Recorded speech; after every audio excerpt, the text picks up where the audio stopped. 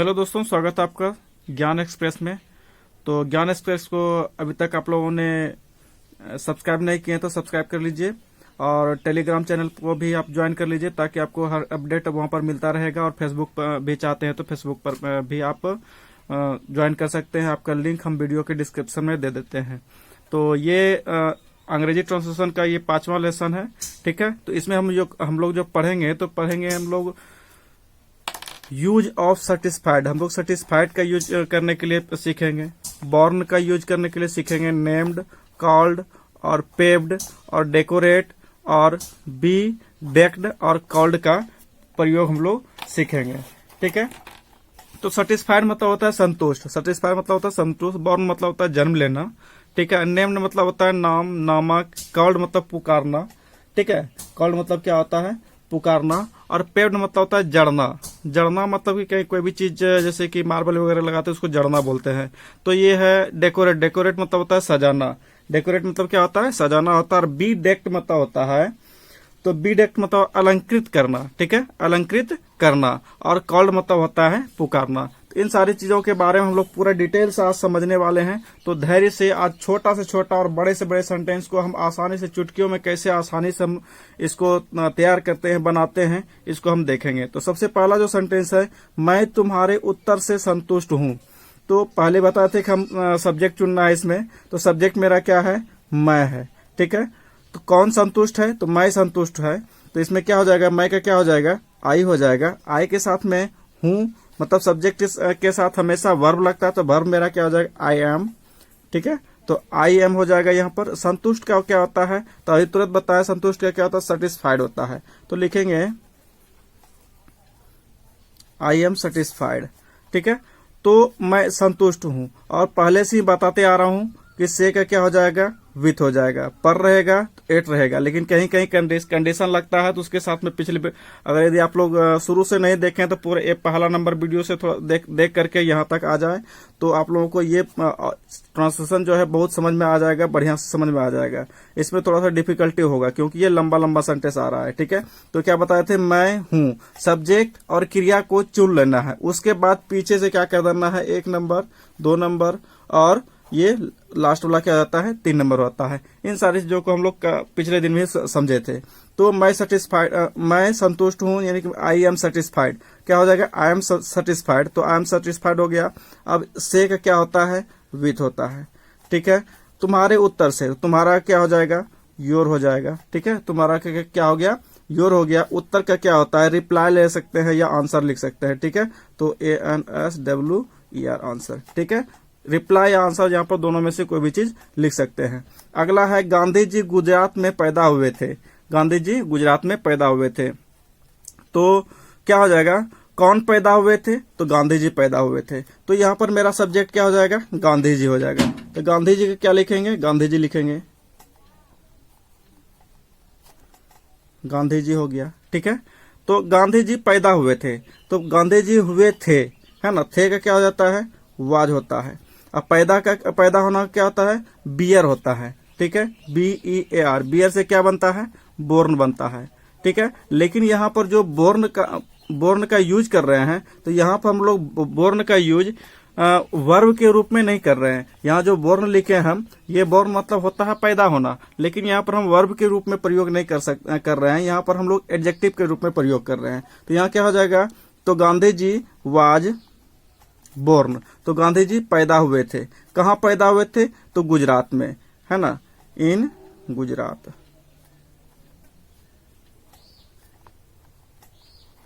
गुजरात, ठीक है। समझ में आ गया होगा। क्या करना फिर? उसी तरह से बनाए। गांधी जी के साथ में वाज लगता था तो वाज लगा दिए। पैदा होना क्या हो गया? बोर्न हो गया। 1 नंबर में यह हो गया। 2 नंबर में मे का लिख दिया, इन हो गया। और गुजरात क्या आ जाएगा? 3 नंबर में हो जाएगा, ठीक है। इतना समझ में आ गया होगा आप लोगों को। देखते हैं थोड़ा सा अगला सेंटेंस क्या है। अयोध्या में दशरथ नामक एक राजा थे, है ना। तो सबसे पहले क्या हो रहा है यहाँ पर? देखिए, आप गौर से देखिएगा। अयोध्या में दशरथ नामक एक राजा थे। इसमें कहीं पर आप देखिएगा, ठीक है ना, तो इसमें सब्जेक्ट आपको देखने को नहीं मिलेगा। आपको सब्जेक्ट देखने को नहीं मिलेगा। तो इसलिए इसमें जब बताए थे पिछले दिन कि अगर यदि सब्जेक्ट किसी सेंटेंस में नहीं मिले तो उसका क्या करेंगे, देयर से प्रारंभ करेंगे। किससे प्रारंभ करेंगे, देयर से। तो क्या लिखेंगे, सबसे पहले देयर यहां लिख देंगे, तो देयर लिख दिए। तो यहाँ सब्जेक्ट मेरा पूरा सब्जेक्ट का काम देयर कर रहा है, उसके साथ क्या लगेगा, तो वाज लगेगा। तो यहाँ देयर वाज, ठीक है। तो एक राजा थे का पहले बना लेते हैं, ठीक है। तो देयर वाज, एक का क्या हो जाएगा, यहाँ एक राजा का क्या हो जाएगा, 1 नंबर हो जाएगा, ठीक है। 2 नंबर में नामक हो जाएगा, और 3 नंबर में क्या हो जाएगा, दशरथ हो जाएगा, और 4 नंबर में ये हो जाएगा, ठीक है। 4 नंबर में हम मैं दे सकते हैं, और उसके बाद ये 4 नंबर में ये, और 5 नंबर में अयोध्या, ठीक है। चलिए देखते हैं, इसको आराम से बनाते हैं। तो देयर वाज, एक राजा का क्या हो जाएगा, a king. There was a king, मतलब कि एक राजा थे। तो एक राजा थे का बन गया, यहां तक मेरा हो गया। तो क्या था, नामक था, ठीक है। तो नामक का क्या हो जाएगा, तो नेम्ड हो जाएगा। देयर वाज ए किंग, ठीक है। अब देखिए इसमें थोड़ा सा उल्टा हो जाएगा, या ऐसे भी ठीक है। नेम्ड, नामक क्या हो जाएगा, नेम्ड दशरथ।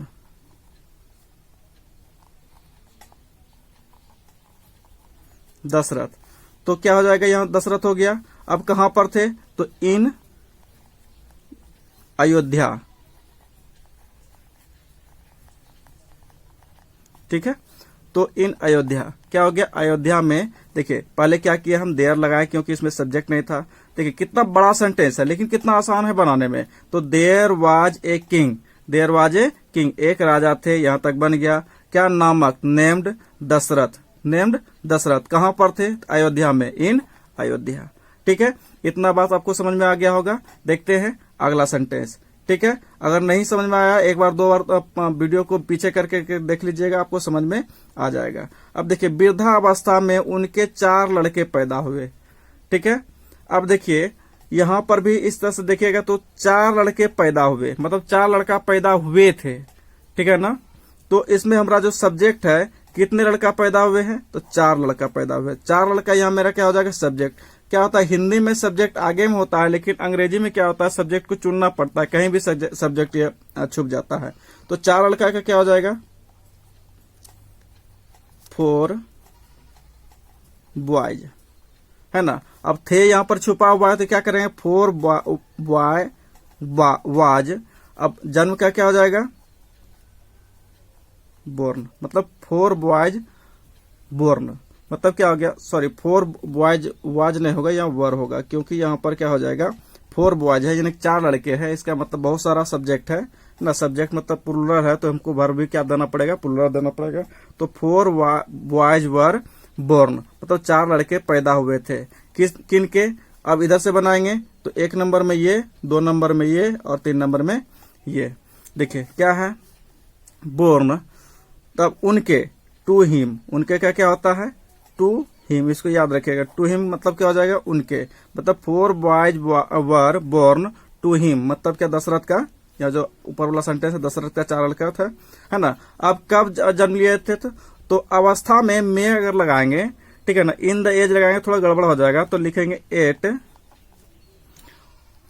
अब बूढ़ा अवस्था का क्या हो जाएगा, तो बूढ़ा अवस्था का क्या हो जाएगा, 8 his old age, 8 his old age.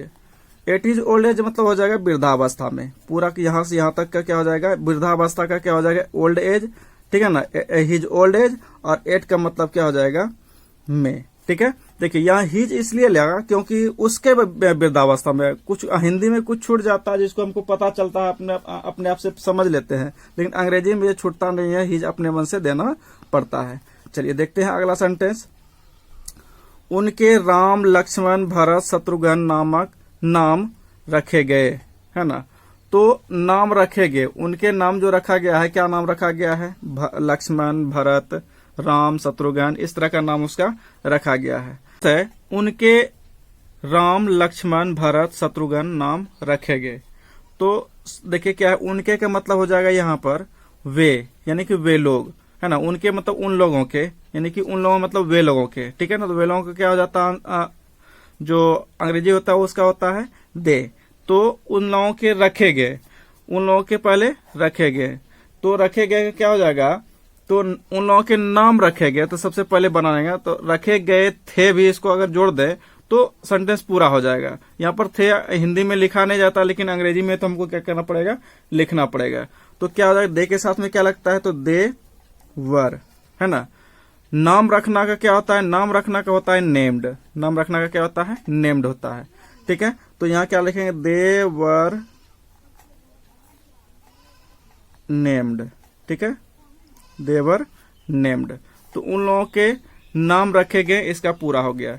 ठीक है, यहाँ पर था रहता था, ईयर पहले वर्ब का काम करता है, ये 1 नंबर में हो गया, है ना। अब देखिए यहाँ से जितना भी नाम है, नाम को हम लोग क्या करना पड़ेगा, दे वर नेम्ड, और सबका नाम को लिख देना पड़ेगा। देखिए क्या करेंगे, they were named Ram,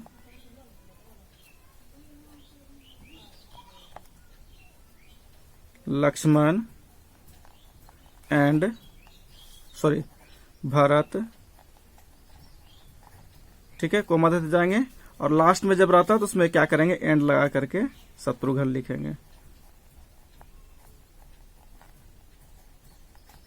Shatrughan. ठीक है, इतना समझ में आ गया होगा आप लोगों को।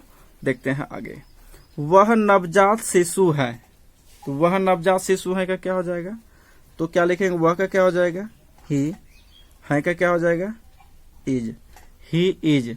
और नवजात शिशु का क्या होता है, तो नवजात शिशु का होता है न्यू बोर्न बेबी, नवजात शिशु का क्या होता है, न्यू बोर्न बेबी। तो यहां क्या लिखेंगे, न्यू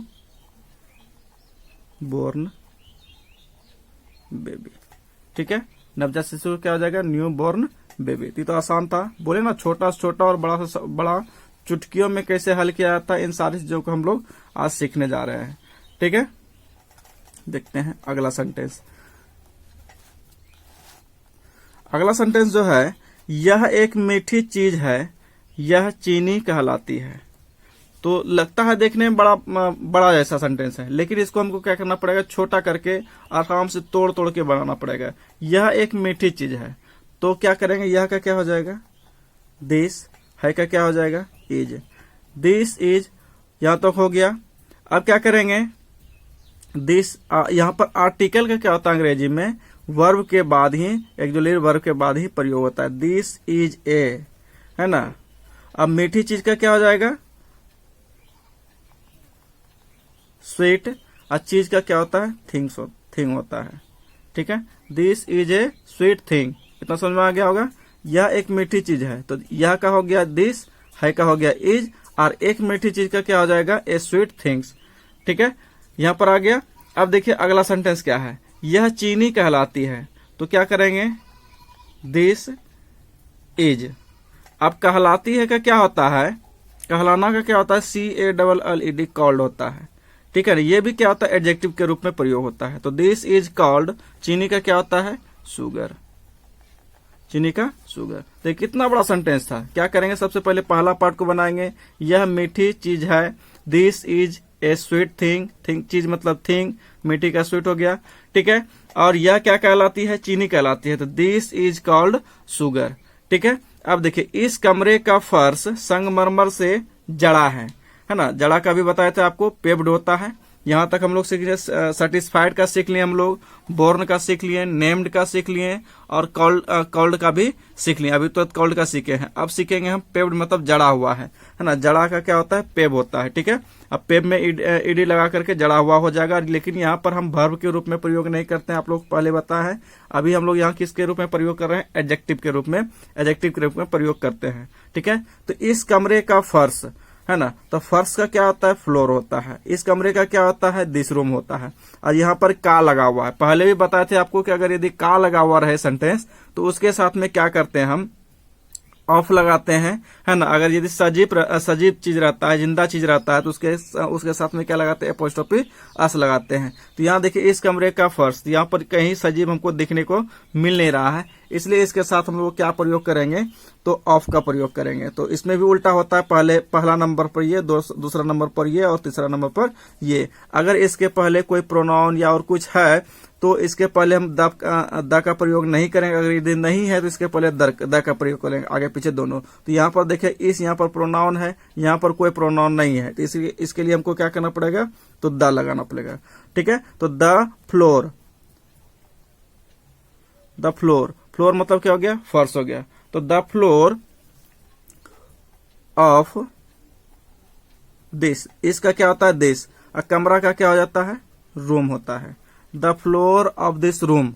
ठीक है, अब देखिए इसमें हमको कंफ्यूजन होगा। अगर यहाँ पर फ्लोर्स रहता, बहुत मतलब कि यहाँ पर बहुत ज्यादा रहता, तो इसके अनुसार हमको क्या होता है, सब्जेक्ट लगाना पड़ता है। इधर के अनुसार हमको सब्जेक्ट नहीं है, मेरा पूरा है, लेकिन इसमें पूरा सब्जेक्ट को रहने के बावजूद भी हमको क्या जो वर्ब का चूज करना पड़ता है। वर्ब को जो चुनेंगे तो हम अगर ये प्रीपोजिशन के जस्ट पहले वाला जो भी रहेगा उसके अनुसार ही हम क्या करेंगे, वर्ब को चुनेंगे। अगर यहाँ से ट्रेन चलाएंगे तो यहाँ पर इसको हमको छोड़ना पड़ेगा, तो यहाँ पर ट्रेन आकर के रुकेगी। ट्रेन आकर के रुकने का मतलब ये मेरा सिंगुलर है कि प्लूरल है, इसको हमको पूछना पड़ेगा। तो ये मेरा फ्लोर क्या है, सिंगुलर है। सिंगुलर के अनुसार क्या होगा, यहाँ पर इज का प्रयोग करेंगे क्योंकि यहाँ पर है। ठीक है, अब देखिए the floor of this room is, अब क्या है, जड़ा हुआ का क्या बताए थे, पेव्ड होता है ना, PAVED, पेव्ड। तो जड़ा हुआ है, किससे जड़ा हुआ है, ठीक है ना। तो यहां से का हो जाएगा एक नंबर में यहां हो गया, 2 नंबर में ये हो गया, और 3 नंबर में ये हो जाएगा। ठीक है ना। तो देखिए अब पेव्ड तक तो हम लोग बना लिए। अब यहां पर क्या हो जाएगा, पेव्ड विथ, से का क्या होता है, विथ। और संगमरमर का क्या होता है, तो मार्बल होता है। क्या होता है संगमरमर का, मार्बल। ठीक है, यहां तक आपको समझ में आ गया होगा। अब देखिए अगला जो सेंटेंस है कि कमरा चित्र और और 2 बार लिखा गया है। कमरा चित्र और रंगीन कागज से सजाया गया था। तो क्या है, सबसे पहले किसको सजाया गया था, तो कमरे को सजाया गया था। तो कमरा मेरा क्या है, तो सब्जेक्ट है। क्या लिखेंगे, द रूम। अब था है तो क्या लिखेंगे, वाज। सजाना का क्या होता है, तो अब हम पेव्ड का पढ़ लिए, तो अब डेकोरेट का पढ़ेंगे। डेकोरेट मतलब क्या होता है, सजाना, है ना। तो DECORATED, डेकोरेटेड। यहाँ डेकोरेट मतलब होता है सजाना। लेकिन अगर यदि यहाँ पर जो यूज कर रहे हैं हम लोग, तो यहाँ पर यूज कर रहे हैं, तो यहाँ पर हम लोग यूज कर रहे हैं केवल और केवल, ठीक है ना, एडजेक्टिव के रूप में। ठीक है ना। तो डेकोरेट विथ, ठीक है, यहाँ पर 1 नंबर में हो जाएगा, 2 नंबर में ये, है ना, और 3 नंबर में ये सारा चीज हो जाएगा। ठीक है ना। तो डेकोरेट विथ, है ना। अब किससे सजाए थे, तो चित्र से और रंगीन कागज से। चित्र का क्या होता है, पिक्चर होता है, पिक्चर। और का क्या हो जाएगा, एंड हो जाएगा। रंगीन कागज का क्या हो जाएगा, कलर पेपर।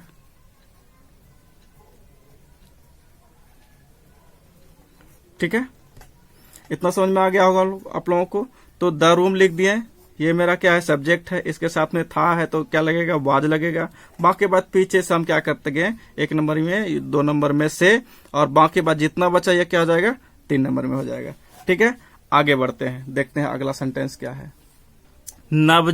नववधु आभूषणों से अलंकृत थी। नववधु का अर्थ हो गया यहाँ पर कि नई जो दुल्हन है वो क्या है, पूरे उसके शरीर में क्या है, आभूषण से अलंकृत, मतलब कि उसके पूरे शरीर में क्या है, आभूषण है, यानी कि ज्वेलरी सब पहनी हुई है।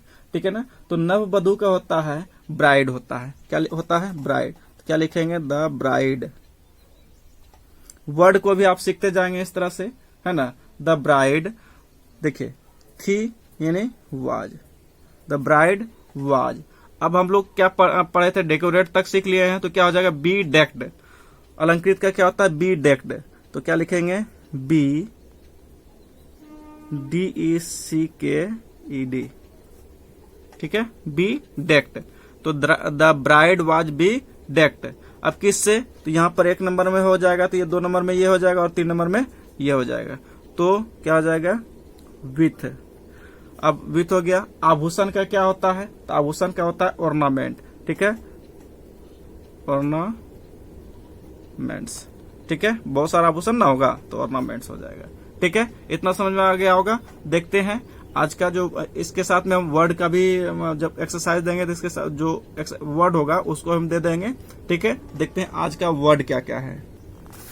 तो देखते हैं आज का वर्ड। तो वर्ड ऑफ द डे में क्या क्या है, आज बॉर्न के बारे में सीखे हैं, तो बॉर्न के बारे में देखते हैं। तो बॉर्न एक एडजेक्टिव, यहाँ पर एडजेक्टिव के रूप में प्रयोग कर रहे हैं। तो एडजेक्टिव के रूप में बॉर्न का प्रयोग कर रहे हैं, तो इसके पहले हम लोग क्या करते हैं, बॉर्न के मतलब के पहले है ना इज, एम, आर, वाज, वर का हम लोग प्रयोग करते हैं। अगर यदि एडजेक्टिव के रूप में प्रयोग करते हैं तब, ठीक है ना। जैसे कि देखिए ही बॉर्न, अगर यदि ही बॉर्न लिखे हैं तो ये सेंटेंस पूरा पूरा क्या हो जाएगा, गलत होगा। तो क्या लिखना पड़ेगा, ही वाज बॉर्न, ठीक है ना। तो ये क्या हो जाएगा, सही सेंटेंस होगा, क्योंकि बॉर्न के पहले हम क्या लगाए हैं, वाज लगाए हैं, क्योंकि हम इसको हम क्या एडजेक्टिव के रूप में प्रयोग कर रहे हैं, इसीलिए इसके पहले हमको क्या करना पड़ेगा, वाज का प्रयोग करना पड़ेगा, ठीक है। अब है नेम्ड। नेम्ड मतलब होता है नाम रखना या नामक, ठीक है ना। नेम्ड मतलब नाम रखना और नामक दोनों होता है। देखिए दोनों कहाँ कहाँ प्रयोग होता है, इसके लिए हम इसको हम देखते हैं आराम से, ठीक है। तो देखिए ये क्या होता है, ये वर्ब के रूप में भी प्रयोग होता है और एडजेक्टिव के रूप में भी प्रयोग होता है। और वर्ब के रूप में कब होता है, एडजेक्टिव के रूप में कब होता है, ठीक है, उसको देखते हैं। तो वर्ब के रूप में अगर यदि प्रयोग होगा तो नेम्ड के पहले टू बी लगेगा। टू बी का अर्थ होता है ये सब जो देख रहे हैं, is, am, are, was, where, ये सब क्या है, टू बी है, ठीक है। और एडजेक्टिव के रूप में अगर यदि प्रयोग होगा तो उसके पहले कोई न कोई नाउन होगा, उसके पहले क्या होगा, कोई न कोई नाउन होगा। देखते हैं, अभी समझ में नहीं आया होगा, देखते हैं, यहाँ सेंटेंस बनाते हैं तो उसके बाद सब समझ में आ जाएगा आपको। 1 मिनट में चुटकियों में सब समझ में आ जाएगा। The girl was named Sita, ठीक है ना। यहाँ देखिए वाज के जस्ट बाद है ना क्या आया है, नेम्ड आया है, यानी नामक, ठीक है ना। यानी कि वर्ब के रूप में प्रयोग हो रहा है। यहाँ पर किसके रूप में प्रयोग हो रहा है, वर्ब के रूप में प्रयोग हो रहा है ना। The girl was named Sita, एक लड़की क्या है ना सीता के नाम से जानी जाती थी, लड़की सीता के नाम से जानी जाती थी। अगला जो सेंटेंस है, अगला है the name of my school is Dayanand विद्यालय, ठीक है। तो देखिए यहाँ पर नेम जो जनरली प्रयोग किया गया है नेम का यूज, ठीक है। तो इसमें ज्यादा कुछ समझने के लिए नहीं है। तो अगला सेंटेंस में क्या है, ही लिव्ड एट ए विलेज नेम्ड रामपुर। देखिए बेसिकली आपको 1 नंबर सेंटेंस और 3 नंबर सेंटेंस को ध्यान देना है। देखिए यहाँ पर जो नेम का प्रयोग किया गया है, यहाँ पर वाज लगाया गया है, लेकिन यहाँ पर क्या है कि ये जो नाउन है रामपुर, तो रामपुर के जस्ट पहले प्रयोग किया गया है ना। ये क्या है कि ही लिव्ड एट ए विलेज नेम्ड रामपुर, वह क्या है, रामपुर नामक, यहाँ पर जो अर्थ होगा इसका नामक, है ना, ठीक है ना। तो ये क्या है, वह जो है रामपुर नामक गांव में रहता था, ठीक है। और यहाँ क्या है, the girl was named Sita, है ना, सीता नामक लड़की थी, ठीक है। तो यहाँ दोनों में आपको फर्क समझ में आ गया होगा। अब देखिए क्या है, कॉल्ड। कॉल्ड मतलब दोनों के रूप में प्रयोग होता है, वर्ब के रूप में भी और एडजेक्टिव के रूप में भी। तो वर्ब के रूप में क्या होता है, दोज का मतलब होता है वे लोग, ठीक है ना, या वे सब। हु, वे सब मतलब वह जिसने, हु रोब अदर्स, जिसने कि क्या हुआ, दूसरे को लूटा, ठीक है ना। आर कॉल्ड रॉबर्स, उसको क्या कहा गया, रॉबर, डाकू कहा जाता है। मतलब जो दूसरे को लूटता है वह क्या कहलाता है, डाकू कहलाता है। अब देखिए यहाँ पर जो कॉल्ड जो यूज हुआ है, ये जस्ट किसके आर के बाद यूज हुआ है, किसके बाद यूज हुआ है, आर के बाद यूज हुआ है, ठीक है। और यहाँ पर देखिए जैसे कि हम आपको बताए थे ना नेम में, उसी तरह से जैसे इसमें भी प्रयोग किया जा रहा है ना।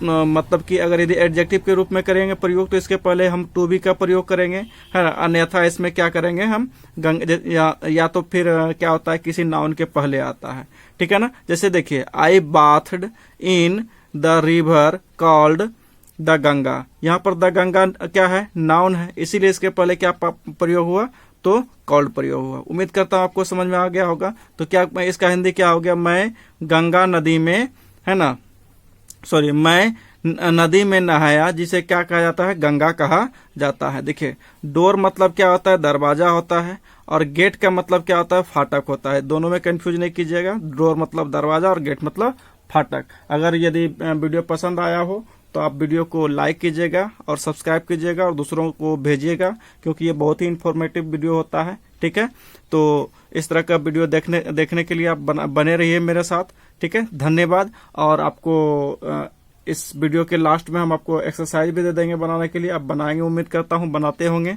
ठीक है, और फीडबैक देते रहेंगे। धन्यवाद।